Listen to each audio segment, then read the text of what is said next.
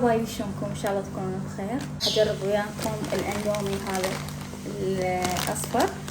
هو مكتوب عليه رامن حار، بس هذا بالجبنه وبالدجاج.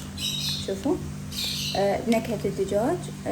يجي ويا التشيز. ما اعرف اذا هي الحراره موجوده بس بالتشيز او بس بالبهارات. راح بالبدايه اضيف البهارات، وبعدين نشوف اضيف قليل من الفلفل او الصوص اللي موجود. فهسه راح اسويه قدامكم نشوف طعمه ونقيمه ايش قد من 10، لان الفيديو اللي قبله 0 من 10 صراحة، لان كلش حار.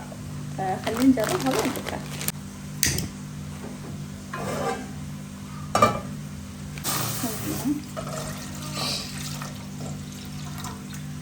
الماي بس يعني قد ما اسلق يعني المعكرونة او النودلز. تمام. هسه بين ما يحمل ماي راح اشوف شنو مكوناته. او ماي جاد، كل الدنيا صار. يلا خلينا نضيفهم. شوي بهارات، وهذا اعتقد هو هذا الصوص. طبعا بالبداية راح اضيف البهارات بعدين اضيف الصوص، اذا يعني من البداية اخسر المعكرونة كلها واذبها مثل ما سويت بالفيديو السابق. ومثل ما شايفين انه بس فهاي المكونات.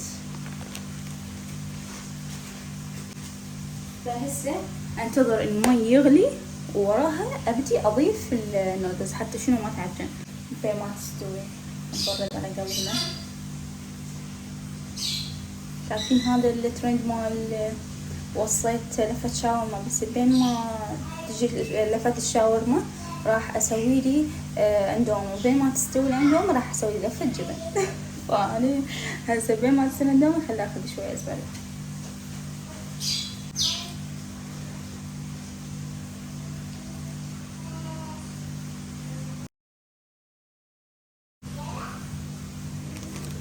هسه راح اضيف الرامن او النودلز، يعني شوي بدأت تفور.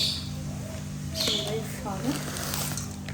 والله كلش متحمسة اجربها، يعني كلش احب الجيز الجبن، كلش احبه.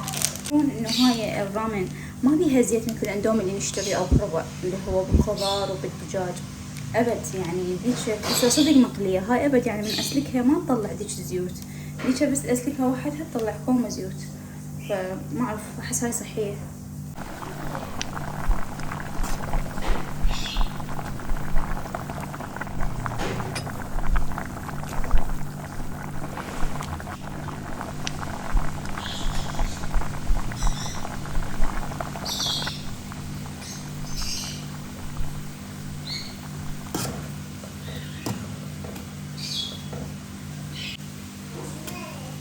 هسه الاندومي الاخضر بيمن مقصر ويانا، بيمن حتى ندور هاي الاشياء. طيب وخفيف وسريع، وحتى السعر هم مناسب.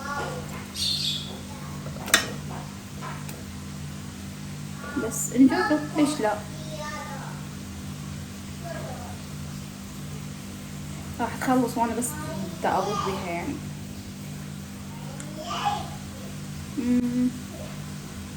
ما ادري، احس بعد في شوي خليفة. هاي بعد ما نشفتها، طبعا مكتوب بالتشيز 5 دقائق تطفوها، فحتى تعرفون انه الوقت المناسب انه هي خلص. اخ كل شوية نجوي. بسم الله. خلص شنو نضيف البهارات في البداية مثل ما اتفقنا. اول شي البهارات، بعدين اذا الصوص حار ما اضيف من عنده حتى استمتع طعمها. النودلز اللي سابقا اللي كان احمر وفلفل حار ذاك ما اجى وياه بهارات، يعني فقط الكيس الحار او صوص مال كيس الحار. كيس الحار شوفوا. نعتذر عن الاصوات الخارجية بسبب عيها. بهارات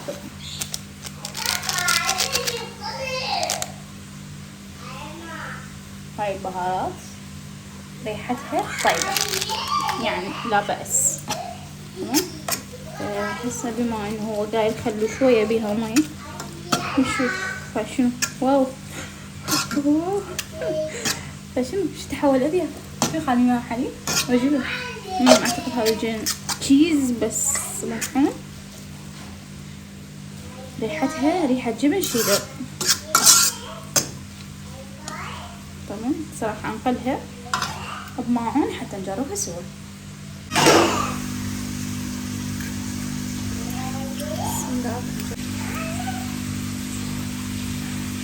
بسم الله. اوف حشنات الله، اي طعم ما بيها، ماسخة ولا طعم ابد ابد ابد. كان راح اجيب الصوص واجرب. او ماي جاد، حار صدق. ليش؟ بس اعرف شنو الغاية من تصنيعه، بس اعرف يعني ممكن احد يجاوب ليش يعني، ليش شركة وينك؟ ليش يعني شنو الغاية من تصنيعه؟ لا طعم لا لون. شوف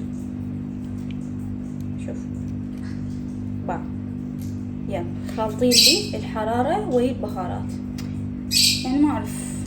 نجرب هاي ما يخاف لا تقولون جربتي، لان هم الصراحة شو مسوين هذا وش تشيس ضد جبن.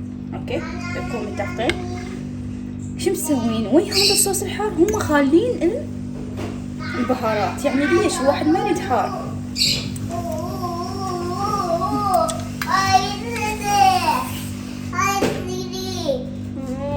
يعني والله فاشل فاشل فاشل، يعني ما ادري. قلت خل اجرب الطعم النكهة ما اعرف ايش، سكتوا. ما عاد شي تأذت، ما خليت شي ما شربته لحد الان. الأزبر قاعد اكل بيه وانا الحرارة ما طافيها، يعني والله ما اعرف شلون اوصف لكم الحرارة، يعني ابدا ما اقدر يعني حيل احس ما اعرف شنو فات معدتي. تخيلوا بلعتها اللقمة ما قدرت. نوعية فاشلة والله حرامات اصلا حتى يبيعوها. ما اعرف شلون البقية باليوتيوبر الناس العاديين شلون قاعد يتقبلون هاي الحرارة، بس افتهم يعني بالضبط نفس الحرارة مال النودلز الاحمر. يعني انا ما اعرف قاعد اورط نفسي وقاعد اذي نفسي بسبب هاي الانواع الفاشلة. يعني خلاص حتى الوردي بعد ما اجربه، زين بعد ما راح اجرب حتى الوردي، وهاي راح اكبها وخلاص. هذا اخر شيء اجربه بهاي النوعية اللي هي البولدك. زين بعدين بعد ما راح اجرب تجربة همين كلش سيئة. احس الحرارة اذت معدي كلش وبعدها حتى ما طافي حرارة. زين ذاك الثلج اشرب ماي حليب لبن ما قاعد يفيد شي. وكبيته كل الحرارة، يعني صوص كامل ما اعرف وما مصنعه شنو ما ادري. والشيس عبالي هذا بهارات، والله كل توقعي هذا انه هو بهارات، لكن حتى نكهة الجبن هم ماكو. يعني ما اعرف شنو اللي ضايفينه ما اعرف. هسه لو خليه ملح بيه شوية ماكو. ف هنا ينتهي الفيديو، اقول لكم باي باي. خليني اروح اشوف ايهم شو مسوي له من عمله. سووا لايك لا تنسون الفيديو وتعليق حلو مثلكم. باي باي.